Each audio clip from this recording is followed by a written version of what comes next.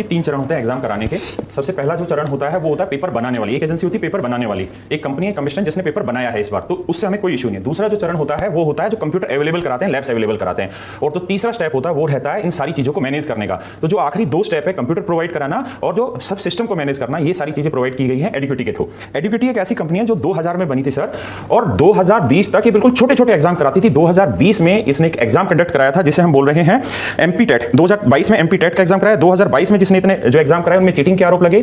और एक संस्था होती है जिसे हम बोलते हैं डीजीटी, जिसका मतलब होता है डायरेक्टरेट जनरल ऑफ ट्रेनिंग, इन्होंने इसके ऊपर आरोप लगाया कि ये गलत हो रहा है, तो इन्होंने इसको बैन किया और इसको लिस्ट आउट किया, ब्लैक लिस्ट किया इस कंपनी को। मार्च 2022 में फिर से इसने एमपी टेट का पेपर लीक कराया, मतलब इसने एग्जाम कराया, पेपर लीक हुआ, वायरल हुआ। एडुकेटी के आने से हुआ है बहुत ज्यादा। इससे पहले टीसीएस एग्जाम कंडक्ट कराता था, तो टीसीएस के पास क्या होता था कि उनके लैब्स जो होती थी वो अपने आप की बहुत सारी होती थी। सर जो मेन इश्यू आ रहा है इस समय, जो एसएससी ने टीसीएस की जगह एडुकेटी को दिया है, टीसीएस जो थी उन्होंने बिड लगाई थी कि हम हर स्टूडेंट के लिए 350 रुपए चार्ज करेंगे, जबकि जो एडुकेटी है इसने 250 रुपए चार्ज किया हर स्टूडेंट के लिए। इसलिए एडुकेटी को ये मौका मिला, और एडुकेटी के पास एक भी लैब खुद की है नहीं।